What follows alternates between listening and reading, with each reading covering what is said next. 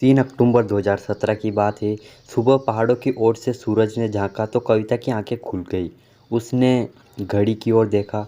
6 बज चुके थे। सुबह उठते ही उसे चाय पीने की तलब लग जाती थी। मन में आया कि कोई चाय बनाकर पिला दे। उसने कमरे में पड़े पलंग की ओर देखा तो बेटा विनय अभी सो रहा था। जेठानी संतोष भी सोए हुए थे। कविता को ज़्यादा देर तक बिस्तर पर पड़ी रहना अच्छा नहीं लगता, इसलिए वह उठी और चाय बनाने के लिए सीढ़ियाँ उतरकर भूतल पर बनी रसोई में आ गई। रसोई से उसने भूतल पर बने कमरे की ओर देखा तो उसका दरवाज़ा आधा खुला था। कविता के मन में आया कि वह कमरे का दरवाज़ा खोलकर देखे कि उसका दूसरा बेटा निक्की, जेठ बनवारी लाल और उनके तीनों बच्चे जाग गए हैं या नहीं। कविता दरवाजे के पास पहुंची तो उसे कमरे के अंदर से बाहर की ओर खून बहता हुआ दिखाई दिया। खून देखकर कविता परेशान हो गई। उसने कमरे में झांका तो अंदर जो दिखाई दिया उससे उसकी आंखों के आगे अंधेरा छा गया। कमरे के अंदर बेड पर उसके जेठ बनवारी लाल और एक बच्चा तथा 3 बच्चे जमीन पर लहलुहान पड़े थे। उनके शरीर से अभी भी खून रिस रहा था। कविता अपने बेटे और जेठ समेत उनके तीनों बच्चों को इस हालत में देखकर सन्न रह गई। उसके मुंह से आवाज़ तक नहीं निकली। वह समझ नहीं पा रही थी कि यह क्या हो गया। जेठ और बच्चों को लहूलुहान देखकर चेतना शून्य हुई। कविता पल भर वह चेतना शून्य होकर खड़ी यह देखकर देखती रही। उसे लगा कि वह जमीन पर गिर जाएगी तो उसने दीवार का सहारा लेकर खुद को संभाला। दीवार को सहारा लेने से उसकी चेतना लौटी। वह जोर जोर से रोने लगी और चिल्लाने लगी। कविता के रोने और चिल्लाने की आवाज़ सुनकर ऊपर के कमरे में सो रही जेठानी संतोष भी नीचे आ गए। उसने भी कमरे के अंदर का नज़ारा देखा तो फूट फूट कर रोने लगे। उसके पति और 3 बेटों के साथ देवर का भी एक बेटा मरण अवस्था हालत में पड़ा था। देवरानी और जेठानी की चीख पुकार सुनकर पड़ोसी भी आ गए। आने वाले लोग भी कमरे के अंदर का दृश्य देखकर रो पड़े। यह घटना राजस्थान के अलवर शहर की शिवाजी पार्क कॉलोनी में घटी थी।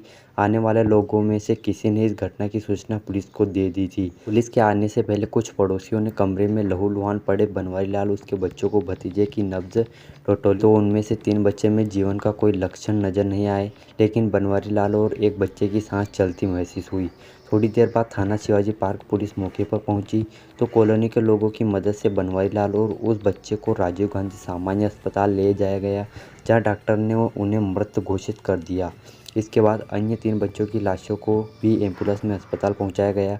वहीं से सारी कार्रवाई पूरी कर पांचों लाशों को पोस्टमार्टम के लिए भिजवा दिया गया। राजस्थान के शांत शहरों में गिने जाने वाले अलवर शहर में एक ही परिवार के 5 लोगों की हत्या से शहर में सनसनी फैल गई। इस घटना ने शहरवासियों को बेचैन कर दिया था। शिवाजी पार्क के जिस मकान में यह घटना घटी थी उसके सामने आसपास के लोगों की भीड़ एकत्र हो गई। घटना की जानकारी मिलने पर एसआईपी पारस जैन, एसएमपी राहुल प्रकाश सहित अन्य पुलिस अधिकारी और शहर के विधायक बनवारी लाल सिंघल, कांग्रेस जिलाध्यक्ष टीकाराम जूली तथा अन्य कई पक्ष विपक्ष के नेता आ गए थे। हत्यारे की तलाश में घटनास्थल से सबूत जुटा। पुलिस एक ही परिवार के 5 लोगों को गला रेत कर बेरहमी से मार दिया था। उनका खून कमरे में फैला हुआ था। कमरे में खून से सने पैरों के निशान भी मिले थे। शुरुआती जांच में पुलिस को लगा कि पांचों हत्याएं रंजिश की वजह से की गई है।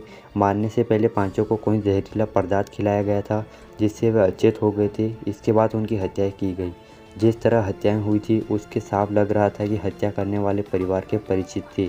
उनकी संख्या 2 या 3 रही होगी। पुलिस ने एसबीआई की टीम को बुलाया था। डॉग स्क्वाड से पुलिस को कोई खास सुराग नहीं मिला। एफसीएल टीम ने अपना काम कर लिया तो पुलिस जांच से जुट गई। घर में घुसने के 2 दरवाजे थे। एक दरवाज़ा कमरे से बाहर खुलता था तो दूसरा गैलरी में खुलता था। पुलिस ने मृतक बनवारी लाल के छोटे भाई मुकेश की पत्नी कविता से पूछताछ की तो उसने बताया कि रात में दरवाज़ों की कुंडी अंदर से बंद की गई थी, लेकिन सुबह जब वह नीचे आई तो गैलरी का दरवाज़ा खुला हुआ था। पुलिस कविता से पूछताछ कर रही थी कि बनारीवाल की पत्नी संतोष बेहोश गई। उसे सामान्य अस्पताल लेकर जाकर भर्ती कराया गया। आगे की जांच में पुलिस अधिकारियों के सामने कुछ ऐसे सवाल खड़े हुए जिनके जवाब तुरंत नहीं मिले। शिवाजी पार्क में 40-42 गज के छोटे छोटे और एक दूसरे से सटे हुए मकान बने हैं। इन मकानों में अगर प्रेशर कुकर की सीटी भी बजती है तो पड़ोसी को सुनाई देती है, लेकिन 5 लोगों को एकाएक करके मारा गया होगा। इसके बावजूद मकान में ऊपर की मंजिल पर सो रहे संतोष और कविता को उनकी चीखें सुनाई नहीं दी। पड़ोसियों की कौन कहे मकान में रहने वालों तक को घटना का भनक नहीं लगी। जब दरवाजे की कुंडी अंदर से थी तो कातिल मकान के अंदर कैसे आए? अगर दुश्मनी की वजह से 5 लोगों की हत्या की गई तो ऊपर के कमरे में सो रही संतोष, कविता और उसके बेटे विनय को कातिलों ने क्यों जीवित छोड़ दिया? मकान में लूटपाट या चोरी जैसी कोई बात नजर नहीं आई। वैसे भी बनवारी लाल छोटी मोटी नौकरी करता था। उसके पास कोई बड़ी पूंजी या धन दौलत नहीं थी जिसे लूटने के लिए कोई आता। पूछताछ में यह जरूर पता चला था कि बनवारी लाल की स्कूटी गायब है।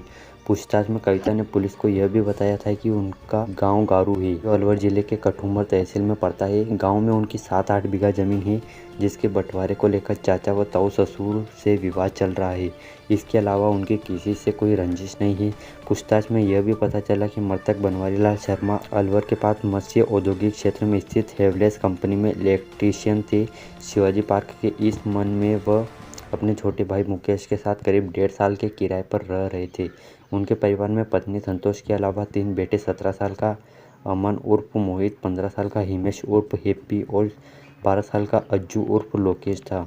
कैसे आया छोटा भाई मुकेश शक के दायरे में? बनवारी लाल के छोटे भाई मुकेश के परिवार में पत्नी कविता के अलावा 2 बेटे, 11 साल का निक्की उर्फ अखिलेश और 8 साल का विनय था। मुकेश भजन जागरण मंडलियों में गाता जाता था। वह घटना से 2 दिन पहले 1 अक्टूबर 2017 को पाली जिले के जेतारण कस्बे में जाने की बात कहकर घर से गया था। जाते समय मुकेश अपना मोबाइल अपने पिता मुरारी लाल को दे गया था। उन दिनों मुरारी लाल पत्नी के साथ बेटों और पोतों से मिलने अलवर आए हुए थे। संयोग से 2 अक्टूबर को ही पत्नी के साथ गांव चले गए।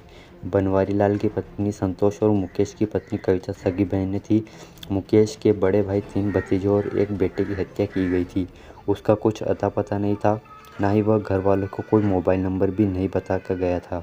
उससे संपर्क किया जा सकता। बनवारी लाल के परिवार से मर्द के नाम पर केवल मुकेश का 8 साल का बेटा विनय बचा था। इन हत्यारों की सूचना गांव गारू गए मुरारी लाल को दी गई तो वह भागकर अलवर आ गए।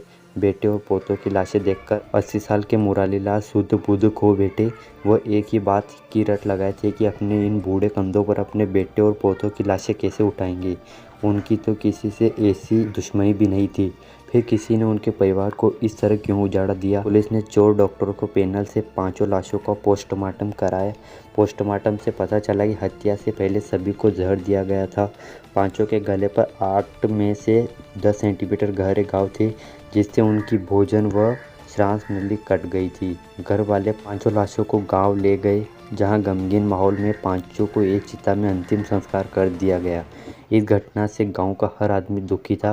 पुलिस ने मामले की तह तक पहुंचने के लिए पड़ोसियों से भी पूछताछ की।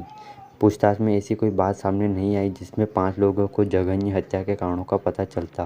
पुलिस ने शिवाजी पार्क और आसपास के इलाकों में लगे सीसीटीवी कैमरों की फुटेज निकालकर खंगाली। इनमें रात 12 बजे से 1:30 बजे के बीच कॉलोनी की एक गली से एक मोटरसाइकिल निकालती दिखाई दी। सीसीटीवी कैमरों के फुटेज में कुछ नहीं मिला। इससे पुलिस की कोई मदद नहीं मिल सकी। पुलिस को बनवारी लाल की उस स्कूटी की तलाश थी जो वारदात के बाद से गायब थी। रात तक पुलिस को उस स्कूटी के बारे में कोई सुराग नहीं मिला। इसके अलावा भी कोई ऐसा सुराग नहीं मिला जिससे पुलिस कातिलों तक पहुंच पाती। पुलिस ने आसपास के पार्क, मकानों और नालियों में उस हथियार की तलाश की जिससे 5 लोगों की हत्या की गई थी, लेकिन काफ़ी प्रयास के बाद भी हथियारें नहीं मिले। जमीनी रंजिश की आशंका को ध्यान में रखते हुए पुलिस ने गारू गांव जाकर मुरारी लाल के घर वालों तथा रिश्तेदारों से गहन पूछताछ की। मृतक बनवारी लाल और पत्नी संतोष के मोबाइल नंबर की डिटेल्स भी निकलवा कर चेक की गई। पहले दिन की जांच में इस जघन्य हत्याकांड की सुई परिवार वालों की आसपास ही घूमती नजर आई। इसमें जमीनी रंजिश के अलावा छोटे भाई मुकेश पर भी पुलिस को शक था। इसकी वजह यह थी कि वह 2 दिन पहले ही घर से बाहर जाने की बात कहकर गया, अभी तक लौट कर नहीं आया। वह अपना मोबाइल फ़ोन भी पिता को दे गया। अस्पताल में भर्ती मृतक बनारीवाल की पत्नी संतोष छुट्टी मिल गई तो वह गांव गारू गई। वहां से भरतपुर जिले के नगर कस्बे में रह अपने एक रिश्तेदार के यहाँ चली गई और उसी दिन रात में कस्बे के ही सरकारी अस्पताल में भर्ती हो गई। आधी रात के बाद उसे वहां से छुट्टी दे दी गई तो अपने उस रिश्तेदार के यहाँ चली गई। अगले दिन यानी 4 अक्टूबर को पुलिस को बनवारी लाल की गायब स्कूटी शहर की कृषि उपज मंडी मोड़ के पास मिल गई। पुलिस ने स्कूटी से फिंगरप्रिंट उठाकर जांच के लिए विधि विज्ञान प्रयोगशाला भिजवा दिए। जिस जगह स्कूटी मिली थी उसके आसपास लगे सीसीटीवी कैमरों की फुटेज खंगा गई तो एक स्कूटी पर रात को 2 लोग जाते दिखाई दिए। जहाँ स्कूटी मिली थी वहाँ से अलवर रेलवे स्टेशन पास ही था। इसके अलावा दिल्ली, भरतपुर, मथुरा और आगरा के लिए बसें भी उधर से ही जाती थी। इससे अंदाज़ा लगाया कि हत्यारे स्कूटी को वहाँ छोड़कर ट्रेन या बस से चले गए होंगे। इस जघन्य हत्याकांड की जानकारी मिलने पर जयपुर से आईजी हेमंत प्रियदर्शी की अलवर आए। उन्होंने घटनास्थल का तो निरीक्षण किया ही एएसपी निवास पर पुलिस अधिकारियों से मीटिंग भी की, जिसमें मामले की जांच के बारे में जानकारी लेकर खुलासे के लिए कुछ दिशा निर्देश भी दिए। एसपी ने एक बार फिर किया घटनास्थल का निरीक्षण। दूसरी ओर एमपी राहुल प्रकाश को मृतक की पत्नी संतोष के भरतपुर जिले के नगर कस्बे में पहुंचने की जानकारी मिली तो उन्होंने वहां जाकर उससे और उसकी छोटी बहन कविता से पूछताछ की। वहां से लौटकर उन्होंने उसी रात 10:30 बजे एक बार फिर शिवाजी पार्क जाकर घटनास्थल का निरीक्षण किया। तीसरे दिन पुलिस ने गारू गांव जाकर बनवारी लाल की पत्नी संतोष, माता पिता, चाचा ताऊ और घर के अन्य लोगों से अलग अलग पूछताछ की। संतोष और कविता उसी दिन नगर से गारू पहुंची थी। राहुल प्रकाश ने रेलवे स्टेशन जाकर रात की ड्यूटी वाले रेल कर्मचारी, स्टॉल वाले कुलियों और अन्य लोगों से पूछताछ की, लेकिन इस पूछताछ में उनका कोई भला नहीं हुआ, इसलिए उन्हें खाली हाथ लौटना पड़ा। उसी दिन राहुल प्रकाश ने एक बार फिर संतोष और उसकी 2 बहनों को अलवर के पुलिस अन्वेषण भवन में बुलाकर पूछताछ की। इसके अलावा पुलिस मुकेश के बारे में भी पता करती रही, क्योंकि 5 दिन बीत जाने के बाद भी उसका कुछ पता नहीं था। काफ़ी भागदौड़ और मुखबिर से पुलिस को कुछ ऐसे सबूत मिले जिनसे इस जघन्य हत्याकांड की गुत्थी सुलझने की उम्मीद नजर आई।